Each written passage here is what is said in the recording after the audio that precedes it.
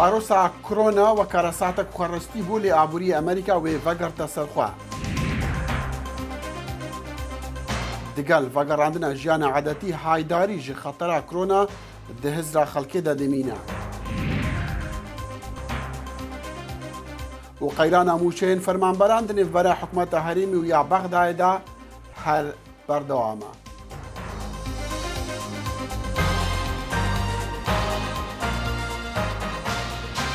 سلااو و ڕێز و هیڤێن دەمەخۆش دەگەڵ کورت کۆنەکشن ji dengê ئەمریکا li Washington di demê ku jimara vegerên vayrosa korona li Amerîka digeha nêzîkî milyon û nîvan û jimara miriyan jî digeha nêzîkî 90,000 serokê Ajansa Ehtiyat ya Fêderaliya Amerîka dibêje abûrî Amerîka gelkê daketilê wê li dawiya salê vegerta serxwe.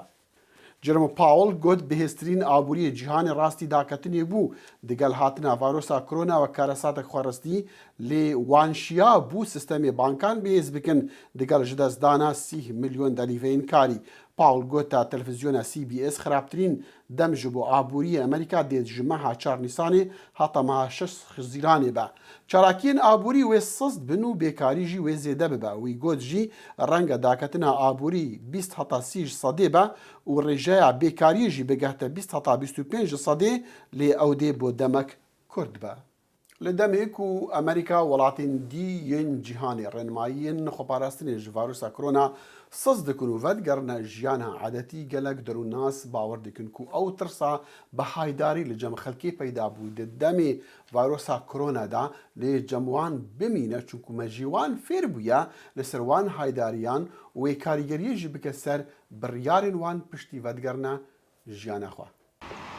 Ji bo pêşîgirtina vayrosa koronayê di piraniya eyaletên Amerîkayê de xelk bi demekî dirêj li malê xwe de man, lê psîkolog hoşyarî didin li ser mijarekî nû ku wekî betilandina baldariyê binav dikin. Caution fatigue is Betilandina baldarî dema ku qûweta mirov zayıf dibe, çê dibe û nikare bala xwe bide rêzên evlehiyê. Heta niha herkes pir bi ciddî hoşyariyên li ser pêşîgirtina vîrusê şopandin û bicih anîn. Lê ji ber ku ev pêvajo pir dirêj bû, êdî herkes nikare bala xwe bide ev rêzan. Doktor Golan profesora psikolojiyê li zanîngeha Northwesternê de dibêje wextê rast dibe mirov aciz dibin û rêzên evlehiya vayrosa koronayê bi cih nayînin û ev ji kesên din dixe di metirsiyê de.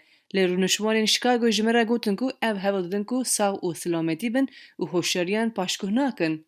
Not letting my guard down. If anything, it's going up. Carna ez dibêjim êdî bes e lê ez tu carî xwe bernadim, hêviyên xwe bilind dikim. Di destpêkê de me got na ev tiş li me çê nabe, lê çê bû, wekî fîlmek ecêb be. And there's times when people get annoyingly close. Carna hem mirû hene ku xwe pir nêzik dikin. Mirû dîn dibe. Ez ji wan dibêjim kesên bêxem. Ew kes nezanin. Rûnişwana Chicago Bakiva Burke dibêje heta ev vayros xelas nebe, evê rêzên evlehî bişopîne. Wearing the mask and consistently Bikaranîna dezenfektan li xwe kirina maskan mirov diwestîne. Lê ez giringiya wan dizanim, li hemberî mirinê ez bikaranîna mask û lepikan bêhtir tercih dikim. Doktor Golan dibêje bandora hewayên germ li ser betilandina baldarî wê çêbe. caution fatigue will increase over time, particularly as Betilana baldarî her wext derbas dibe, wê zêde be, bi taybet dema ku keş û hewa xweş be. Herkes wê bixwaze, jiyana xwe normal bidomîne û wê demê jî rêzên evlehiyê taşgoh bikin. Bernameyek li bajarê Plano yê nêzik Dallas ostanê Texas alîkariya pîr û kalan dike bi cîhanê re bimînin peywendîdar li demê ku ew neçarin ve derkirî bimînin ji tirsa vayrosa korona. Ew bername alîkariya wan dike bi rêka sohbetên bi têlefonan û rojana û bi berdewamî. لە دەوروبەری داڵاس لە ویلایەتی تەکساس هاوکاری ئەو بەساڵاتوانە دەکرێت کە لە خانەوادەکانیان دابڕاون بەهۆی ڤایرۆسی کۆرۆناوە لە ڕێگەی تەلەفۆنەوە پەیوەندیان پێوە دەکرێت. گۆڕانکاری زۆر بەسەر ژیانمدا هاتووە، دەمێکە خانەوادەکەم و هاوڕێکانم نەبینیوە بیریان دەکەم. هەروەها تەکنۆلۆژیا بووە بەتاکە ڕێگەی من بۆ پەیوەندیکردن لەگەڵ خەڵکدا. بۆیە بەڕاستی تەکنۆلۆژیا منی ڕزگار کردووە و پێم وایە ژیانی زۆربەی بەسەڵاتوانیشی ڕزگار کردووە.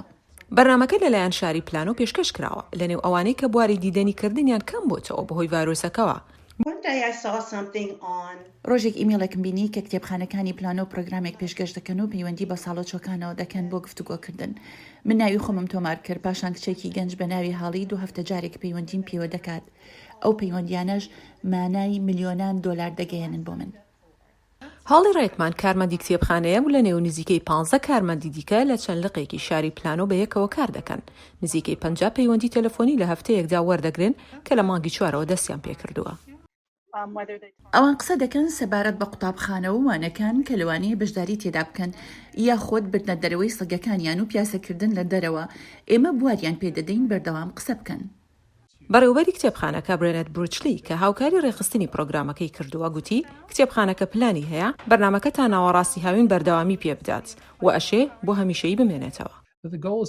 ئامانجەکە ئەوەیە دەرفەتێک بۆ کەسخانە بدەین کە لە ماڵەوە مامڕێتەوە کەسێک هەبێت گفتوگویان لەگەڵدا بکات یاخود کەسێک تازە قسەیان بۆ بکات هەتا ئەگەر کۆمەڵێک هاوڕێشیان هەبێت چونکە تا بە ساڵار چووتر دەبێت بازنەی هاوڕێتی بچووتر دەبێتەوە.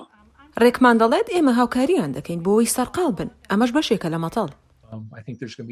پێم وایە ئەمە وەکو بەرەنگاربوونەوەیەکە لە نێو کۆمەڵگەدا هەندێک کات بە تایبەت بوو بە ساڵەتچووان چونکە ئەوان وا دەرەکەون کە زیاتر ئامادەیی ئەوان تووشی ڤایرۆسەکە ببن هەمویان نا بەڵام هەندێک نگەرانی هەیە سەبارەت بە چۆندەرەوەیان بۆ نەگەشتیەکان دوای ئەوەی وردەوردە دەست بەکرانەوەی خزمەتگوزاریەکانی ناو شار کراوە. دێڵ کاپلان یەکێکە لەوانەی کە بە بەردەوامی قسە لەگەڵ کچەکەی و نەوەکان و هاوڕەکانیدا دەکات هەروەها بەردەوام لە ڕێگەی فەیسبووکەوە پەیوەندی لەگەڵ خەڵکدا هەیە. من زۆر سپاسگوزارم کە دەبینم ئەو شاری منی تیا ئەژیم گەنجینەیەکە بۆ بە ساڵاچوان. بەڵام کاپلان دەڵێت قسەکردنی هەفتانە لەگەڵ ڕێکمان مانای ملیۆنان دۆلار دەگەێنێت بۆ ئەو. دیارە ژیان لە باجارێ ئۆهان یە چینێک و ڤایرۆسا کۆرۆنا لێ دەرکەتبوو عادەتی دبە. خەڵکی چینی هێدی سەردانە ڤی باژارڕی دکن و خەڵکی ڤی باژارڕێژی هێدی دەست پێکریا و سەردانە دەڤەرێن دیەن چینێ دکن. دانیشتوانی شاری ووهان گەڕاونەتەوە ڕووباری شارەکان بۆ هۆی مەلە بکەن هەروەها بۆ خواردنی چێشتی تایبەت لە چێشخانەکان و وەرزش لە ژیانی ڕۆژانەیاندا بۆ هیوایی کە خراپترین سەرهەڵدانی ڤایرۆسی کۆرۆنایان تێپڕان بێت. هەست بە ئاسوودەیی و خۆشی دەکەم کە گەڕامەتەوە سەر ژیانی ئاسایی خۆم. شاری ووهان هێشتاش لە هەموو جگایەک پێم خۆشترە. زۆرم پێخۆشە دەتوانم لەگەڵ دۆستانی کۆن و نوێ لە ئەوروپادا مەلە بکەم. هەیدی لاوە جۆرە خواردنێکی شلەمەنیە کە لە چێشخانە تازەکان لە چیندا زۆر باوە. ئەوەش لەوە تا 11 مانگی 5 ئەم ساڵ گەڕاوەتەوە بۆ ئەوەی خەڵک سەر لە نوێ چێژی لێ وەربگرێت. زۆرم پێخۆش بوو جارێکی دیکەم خواردنانە بخۆم. ئێستا خۆشحاڵم و ئەوە یەکەم جارەکە دەتوانم لە سەرتۆڕی کۆمەڵایەتی بە دۆستانم بڵێم کە سەرنجام توانیم ئەم سوبە بخۆم. لەو وەرزشکایە کە لە ناوەندی شاری ووهان هەڵکەوتۆ پێشهاتنە ژوور پلەی گەرمای بەشداران تاقی دەکرێتەوە و دەبێت دەستیان خاوێن بکەنەوە و هەر کەسەی دەموزاریدا پۆشێت. کۆڕۆنا کارتێکردنی لە سەرکاری ئەو شوێنەش هەبووە. لە وەرزشکای ئێمەدا مانگەکانی 3، 4 و 5 زۆر ئەندامی نوێ دیێن لەوانەدا بەشدار بن بەڵام ئەم ساڵ زۆر باش نەبوو. ئەڵبەت ڤایرۆسەکە کارتێکردنی لەسەر کاری ئێمە تەندروستی خەڵک و بازار هەبوو. ئێستا مانگێکە کراوەین بەڵام داهاتی باشمان نییە. لەم وەرزشکایە تەنیا وانەی تایبەت بە ئۆگران پێشنیار دەکرێت ئەویش لە شوێنەکانی جیاجیا وەک یەکنی. ژمارەی خەڵک گۆڕانکاری بەسەردا هاتووە. سەردەمێک خەڵک زۆر دەهاتنە ئێرە بەڵام لە ماوەی بڵاوبوونەوەی ڤایرۆسەکەدا لە بەیانی تا ئێوارە تەنها فێرکارێک لێرە هەیە و لەگەڵ ئەندامێک تەنانەت پۆلەکان نەماون. شاری ووهان تاقیکردنەوەی نوکلیک ئەسید بۆ هەموو 11 میلیۆن کەسی شارەکە لە ماوەی 10 ڕۆژاندا بەڕێوە دەبات. چین 16 مانگە راپۆرتی کرد 5 کەسی دیکە لە ماوەی 8 ڕۆژی ڕابردوودا تووشی کۆڤید-19 بوونە. ئەمەش وەک کۆمیسیۆنی تەندروستی سەرانسەری وڵات لە لێدوانێکی ڕۆژی یەکشەمەدا ڕایگەیاند. لەڤان هەمان ئەم لڤین و چالاکیین تیرۆریستین داعش لە دووربەرین کەرکووکێ لە خانقین و چەندەڤەرێندی دەبهیسین گەلۆ ئەو چەند خەتەرێ پەیدا دکن مە ئەفسیار ئاراستەی دکتەر سالمی جاسم کردی ئەو مامۆستایی سیاسەتەیە لە زانکۆیا دهۆکێ. بێشک ئەvê کارتێکردنا هەی ئەvê کارتێکردنەکە یا مازنە هەین سەر ئەم بێژین ڕەوشە آرامیە یا عێراق بیتن یا سووریا بیتن یا دەڤەرێ هەمیە بیتن و هەروەسا جیکوان بینن vegavkê wekî par jî me dît û havînê çalakiyetwan em bêjin xurtir lê hatin û niha ji em ber havînê ve çîn çalakiyetwa xurtir lê hatin xurtir lêtên û bitir jî ev kartêkirinê mekî me par dîtî li ser cotyarat yan cotyaret Kurtên ku berhemê wan tête sotin ve çikî Daeş ne şerte Daeş karên em bêjin eskerî rabibîtin karên em bêjin şerekê cebheyî bikin şerekê ev çalakiyê Daeş çalakiyê terorê bi şêweyekê giştî pitir kartêkirinê deronî ne çawa kartêkirinê deronî ser civakê û ser dewletê û ser desalatê dikin. û belkî wekî te gotî jî meselên aborî jî ku bo li ser cotiyara taybet jî werzê havînê ku dexlûdanê wan yan berhemên wan bisoşin. Doktor Salim babetek dî ew ku mesela rewşa aboriya Iraqê helbet berew xirabiyê diçitin ji ber mesela varosa korona û ji ber van kêşên hîn ku bihayê neftê em dibînin tête xwarê. Heta çendî Iraqê wê ew şiyana caran hebitin di şerê Daeş de eger hatû wekû tu pêşbîn dikî ku li havînê çalakiyet wan zêdetir bin. Iraq valatiyeka em bêjin valatiyeka desalatê valatiyeka siyasî jî de derbas bû û eva korona jî hate ser eva em bêjin aborî jî ya petrolê jî hate ser ev hêj yanî barê Iraqê wekî dewlet girantir lê diket û ev nakokiyet navbera Iraqê xwe Iraqê gel hevpeymana netewî ya dijî Daeş ku gelek hêzê em bêjin hevpeymana xweş Iraqê kêşan û niha ew em bêjin mex kirin ya Iraqê ya pêşmergeha ke ragirtin ev ê hemê pêk ve kartêkirin hebûye ku careka dî Daeş xurt bîte ve bêşik yanî hindek dest jî têde hene hindek destê hindek hêza têde hene ku harîkariya van deste harîkariya van hêzan Daeş xurtir bûye belê. Ev rewşa ku tu dibêjî ku destên dî jî gel hebin dêşên heta radeyekî cih bigirin yan êrişî bacê ran bikin yan tişt wesa? Ez li wê bawerê me ku Daeş niha ya qonaxa destpêkê da ku rêkê xistiye û hêdî hêdî hindek hêrişa diket hindek çalakiyet terorê diketin bes sinûrdarin bes ev wê wat heye gihînitin ku ev destpêkeke û dê xurtir lê din nê ez ne li wê bawerê me ku van nêzîka da an va vê qonaxa bêj jî da Daeş hêrîşî bikete hindek bajê ran hindek bajê ra bigirîtin ava bigirîtin çinkî Daeş jî xeletiyet xwe hindek wane bi xwe girtin û fêr bû ku êdî girtina bajê ra belkî berjewendiya wêdanî ne mifahekê em bêjin yê bê sinûr Daeşê berova jî em bêjin rêkxistinê dî ji vê globalizmê wergirt û ji torên civakî wergirt û yanî wek rêkxistin Daeş cida bû ji rêkxistinê dî ji ber hindî jî ez li wê bawerê me ku Daeş gel em bêjin gel demî xwedgorîtin û gel em bêjin rewşê jî rewşa çiya eskerî bîtin ya ji deverekê bû deverekê xwedgorîtin û xanetwê xanetwê nivîstî hene xanetwê an jî rêkxistinetwê dikarin awtonom cida ji êkudû di karê xwe terorî bikin ji ber hindî jî xurtiya Daeş di vêrê de diyar bîtin van fakterên me behs kirî. Doktor Salimê Casim mamosta li zankoya dihokê taybetmend bi tîror û cinosaydan em gelek spasiya te dikin. Hikûmeta Herêma Kurdistanê berdewam e li ser hewlên qayîlkirina hikûmeta Bexdayê ku mûçeyê fermanberan bihênîre yan rêk bikevin li ser wêne.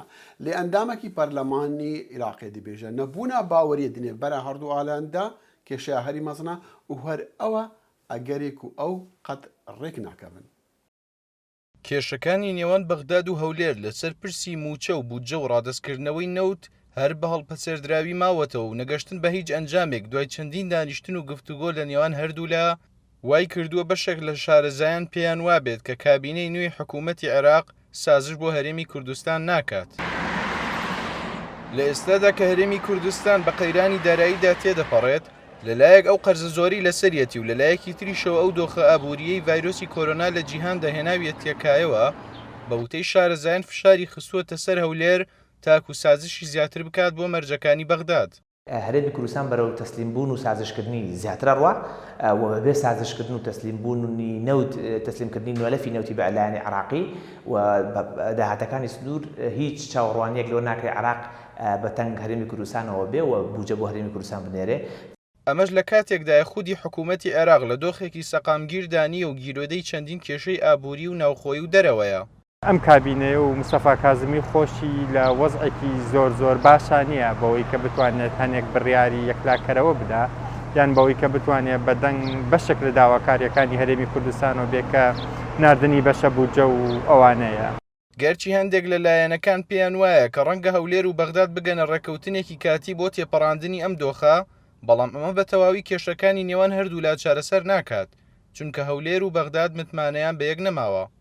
گەشتبینەکان لە هەولێر و لە بەغاش پێیان وایە ئەکرێت بگەنە حلێکی مامناوەندی کاتی بۆ ئەمڕۆ تا ئەوەی نرخی نەوتۆزێک بەرزە بێتەوە لە بەرامبەر جەبهەیەکی زۆر گەورە هەیە لە ناو عێراقیەکان و لە بەغا و لە تەرەفی حکوومەتی فیدراڵیەوە لە دژی هەر ڕێکەوتنیەکەن کە حکوومەتی بەغا لەم کاتا پارە بنێرێ بۆ هەرێمی کوردستان و بۆ هەولێر. پایەکانی وتمانە لە بینی هەرێمی کوردستان و عێراق بە تەواوەتی ڕووخاوە، هیچ دەرفەتێکی تر نەماوەتەوە بۆ دروستکردنی شتێکی تازە لەگەڵ بینی هەرێمی کوردستان و عێراق تاکە چارەسەر ئەوەیە کە ئەو سازشکردنی هەرێمی کوردستانە بۆ لایەنی عێراقی بۆ ئەوەی لەوە زیاتر دۆخی هەرێمی کوردستان نەکەوێ. درێژە کێشانی کێشەکانی نێوان بەغداد و هەولێر کاریگەریەکی ڕاستەوخۆی هەیە لەسەر دۆخی دارایی هاوڵاتیانی هەرێمی کوردستان کە ڕێژەیەکی بەرچاویان موچەخۆری حکوومەتن و موچەی چەند مانگێکی ڕابردوویان هێشتا وەرنەگرتووە. ڕێباز مەجید، دەنگی ئەمریکا، سلێمانی.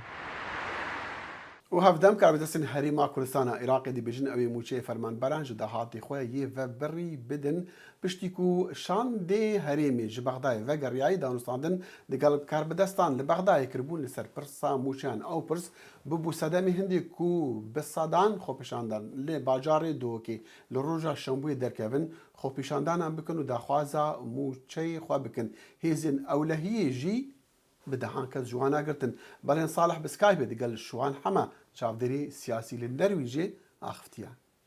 کاکشوان وەکو جەنابیشت ئاگاداری خۆپیشاندان لە هەرێمی کوردستانی عێراق خۆپیشاندانی ناڕەزایی دەستی پێکردووە بەرامبەر بەوەی کە دەسەڵات کەمتر خەمە لە باشترکردنی ژیانی خەڵکدا. پێت وایە حکوومەتی هەرێمی کوردستان خاوەنی پرۆژەیەک بێ بۆ چاکسازی و بۆ باشترکردنی ژیانی خەڵک؟ بەڵێ سپاس بۆ بەرنامەکە کاک بەڵێن بە بڕوای من ئەو خۆپیشاندانە بۆ باشکردنی ژیانی خەڵک نییە، بۆ داواکردنی مافی هەرە سەرەتایی خەڵکە. خەڵک مامۆستا کار دەکا پێویستە موچە وەرگێت. ئەنی ئێستا داخوازیەکان ئەوەندە دابەزیوە کە حکوومەتی هەرێم نەک لە ئاستی چاکردنی باشکردنی دۆخی خەڵکایە، بەڵکو ناتوانێت ئەو دۆخە خراپەش کە ماوەیە لەمەوە پێشە بوو وەک خۆی ڕایەگرێت. مامۆستایان مافی خۆیانە، هەموو توێژ و چینە کۆمەڵایەتەکانی هەرێمی کوردستان مافی خۆیانە، داوای مافی خۆیان بکەن، داوای باشکردنی گوزەریانیان بکەن، تەنانەت داوای زیادکردنی موچە بکەن، داوای زیادکردنی دەرماڵە بکەن و بەگشتی دۆخی مامۆستایان ئیمتیازاتیان بنێ. ئەمانە هەمووی مافی ئەم چینە ئەم توێژە گرنگەیە فێری خوێندەواریەکە. باشە کاکشوان، هەر پارتی دیموکراتی کوردستان نییە بە تەنیا بەرپرس بێت لەم ڕۆژەی کە لە هەرێمی کوردستاندا هەیە. حزبەکانی تر لایەنەکانی تری کە بەشدارن لە پرۆسەی سیاسی هەرێمدا ئەمان چەندێک بەرپرسیارەتیان دەکەوێتە ئەستووە؟ بەتاکید یەکێتی نیشتیمانی لە 1990ەوەیەکەوانەیە تا ئەمڕۆ تا ئەم کاتە کە جێگری سەرۆکی حکوومەت لە یەکێتیە و جێگری سەرۆکی هەرێم لە یەکێتیە و دەسەڵاتەکان بە جۆرە لە جۆرەکان نیواونی و بەشیان کردووە بەرپرسی سەرەکین لەم دۆخە. لە پەنا ئەوەشە هێزەکانی ناو حکوومەت و تەنانەت دەرەوەی حکوومەتش ئەوانیش بەرپرسن. ینی سبەینێ یادی کۆچکردنی نەوشیروان مستەفایە، ئەوە 12 ساڵە بزوتنەوەی گۆڕان دروست بووە و بزوتنەوەی گۆڕان لەم 12 ساڵەیە زیانێکی زۆر گەورەی لە ڕەوتی ناڕەزایەتی خەڵکی هەرێمی کوردستاندا. لانی کەم بۆ 15 ساڵ ئەو ڕەوت و ئەو ناڕەزایەتی و ئەو مەیلە مافخوازیەی خەڵکی کوردستانی هێنایە دواوانە یعنی پێویستە کادرە وشارەکانی ناو بزوتنەوەی گۆڕان تەنانەت نخبەش بەداخەوە نخبەتری قسە لەسەر ئەم پرساکەن کامە پرسێکە یەکێتی و پارتی چەند زیانیان لە خەڵکی کوردستاندا و چەند بەرپرسن لە گەندەڵی زوتنەوەی گۆڕانیش و شخصی ڕەحمەتی نەوشیرا مستەفاش بەرپرس سەرلانی کەم لەم 12-15 ساڵی ڕابردووە بۆچی ناڕەزایەتی خەڵک کە لە ترۆ بکا بوو گیانیان بەم ڕۆژە و هێزە ئیسلامیەکانیش بەڕاستی بەرپرسن وەک قسەکە لە سلێمانیە لە خۆیان کردەوە بە کەڕی شەربەت ئەمانە کاگێ بەڵێن کاکشوان زۆر سپاست دەکەم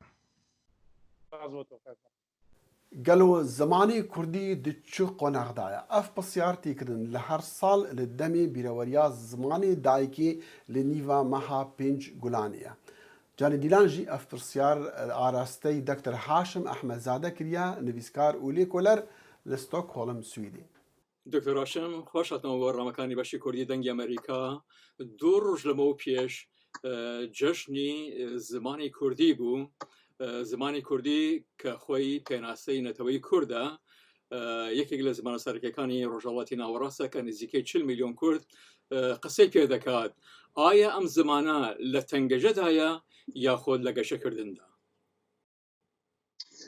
بەڵێ سپاس کاکزانی وەک فەرمووت 2 ڕۆژ پێش ئەم جەژنە بوو و هەرچەند 2 ڕۆژ گوزەراوە بەڵام پیرۆز بێت لە هەمووانەی بە زمانی کوردی قسە دەکەن لە هەموو بەشەکانی کوردستان و لە دەرەوەی کوردستان ڕاستیەکەی ئەم پرسیارە چەند لایەنی هەیە ئەوەی کە تەنگەژە چییە زمانی لە تەنگەژەدا لە قەیراندا چییە زمانێکە لە حاڵی کەشەدایە چییە بە شێوەیەکی گشتی دەتوانم بڵام هەلومەرجی زمانی کوردی بە نیسبەتی ڕابردوو هەلومەرجێکی لەبارترە بۆ لایەنی گەشەکردنی بەڵام هەر ئەم بڵین پێناسەیە ئەم خۆشببینیە هەناوی خۆیدا زۆر ڕەشببینیش هەڵدەگرێەوە من بۆ خۆم لەو کەسانم کە بۆ چورێکی وام هەیە سەرڕای و دەستکەوتنی هێندێک ئیمکانات 2-3 دەی ڕابردوودا لە هەموو بەشەکانی کوردستان هێشتا بە جۆرەی پێویست بیر لە لایەنە جۆراجۆرەکانی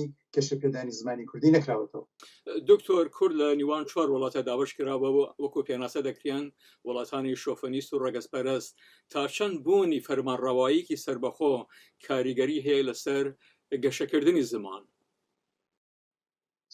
ئەوەی ڕاستی بێ پرسی زمان بە تایبەتی لە جوغرافیای ڕۆژهەڵاتی ناوەڕاستدا لە 100 ساڵی ڕابردوودا و لە ئێستاشدا پرسێکی 100% گیرێدراوی سیاست و هەلومەرجی سیاسی لەبەرەوە نەبوونی نەریتی دموکراتیک نەبوونی ڕێزگرتن لە پرسی ماف و بەتابەتی مافە دموکراتیکەکان کە مافی زمانی و پەروەردەی زمانی یەک لە هەرە مافە ڕەوا و بڵین چەسپێنراوەکانە وا دەکات کە مرۆ بیر لە ئەوە بکاتەوە کە لە دەرەوەی ئەم سیستمانە دەبی بیر لە چارەنووسی زمانەکان بکرێتەوە لە هەلومەرجی ئێستادا و لە هەلومەرجی 100 ساڵی ڕابردوودا ئەوە نیشان دراوە کە ئەم سیستمانە وەڵام دەرەوەی تەمرین و ممارسەی مافی زمانی نەبوونە و ئێستاشدا نین دکتۆر هەرێمی کوردستان ئەوە نزیکەی 25-30 ساڵە فەرمانڕاوەیەکە و خۆی بەڕێوە دەبات تا چەند زمانی کوردی لە وەشەی کوردستان گەشەی سندووە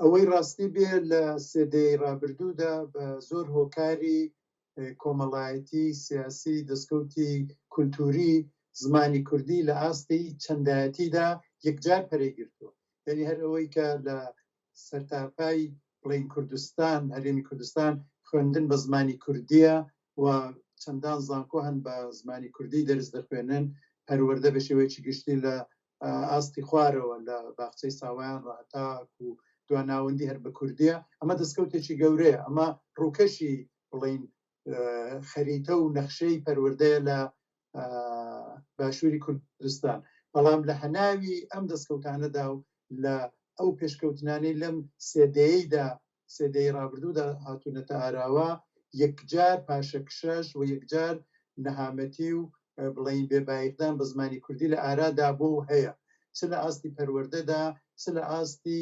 بێبەرنامەیی سەرانسەری بۆ ئاسۆیەکی ڕووناکتر بۆ زمانی کوردی کەم و کوڕی زۆر دەبیندرێ و مرۆڤ دەکرێت بە درێژخایەنی و بە وردی باسی بکە. دکتۆر هاشم ئەحمەزادە نووسەر لێکۆڵەر و مامۆستای زانکۆ زۆر سپاس. سپاس بۆ ئێوە کاکجان. لەڤان هەیەمان گەلک خەڵکی هەرێما کوردستانە عێراقی ڕوو دکەن چیایان ji بۆ çinîna kezwanan. Hinek ji wan kesan çinîna kezwana ji xwe re dikin dahate ku debara jiyana xwe pê bikin gelek ji wanan jî ji bo bikarînana navmalê kezwanan diînin. Dilşad Enwer rojekê digel wana çûye şax û çiyayan.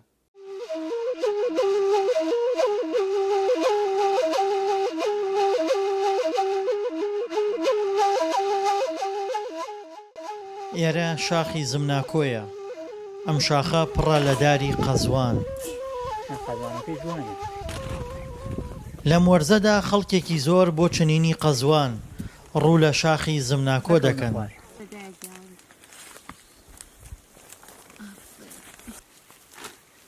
دەیانەوێت گوێنیەکانیان پڕ لە قەزوان بکەن ئەم دار قەزوانە خۆی بەهاقەت لە شوێنی ناڕەحەتە لە شوێنی سەختا سەوزە بێ چونکە هێمەش عەزیەتمان زۆرە بێت چەند ساعتێک یان نیو ساعتێک زیاتر ڕێەکەین بە سیارە اینجا گەینە قەدار قەزوانە چونکە شوێنێکی سەختە. سەرکەوتن بەسەر شاخی زمناکۆ و گەیشتن بە دار قەزوانەکان ئاسان نییە. ڕێگای سەر شاخەکە خراپە و هەموو ئۆتۆمبیلێک ناتوانێت لێوەی سەر بکەوێ. هەندێک لەوانەی قەزوان دەکەن ئامانجان پەیداکردنی بژێویە دواتر دەیبەنە بازاڕ و دەیفرۆشن.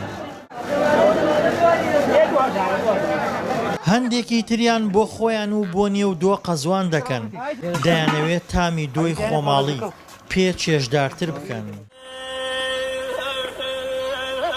مانیان زەو دەبۆ تەزبێح چاک بەس ئیسە بەس بۆ ناو دۆیە لەم فەسڵا مای پێنجە بۆ ناو دۆیە بۆ خواردنێت بۆ ترشات بۆ ئەوانە بنێشت لە دەوری مای حەوت دەست پێکە هەتا مانگینەوە دارەکە لە لەکەی بیبڕی کۆچەڵی بۆ تێچێتەی نایسەتی نییە بنێشت.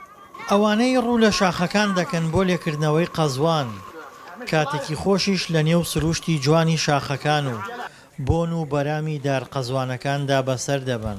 ئەم گوندەی خوارەوە ڕۆژانە دێنە سەرەوە بۆ لێکردنەوەی قەزوان و تەنانە بۆ خۆشی خۆوان و هەندێک جاریش نان لەگەڵ خۆوانە دێنین تانان نەخۆین ناچینەوە بەناو دێیەکە و دوایکە بە هێواشی بەرە خوارەوە دچینەوە. دوای چنینی قەزوان و گەشتێکی درێژ و پڕ لە ماندوو بوون هێدی دنیا تاریک دەکات. پێداویستیەکانیان کۆ دەکەنەوە بە بەرزی شاخەکەدا بەرەو خوار غلۆر دەبنەوە.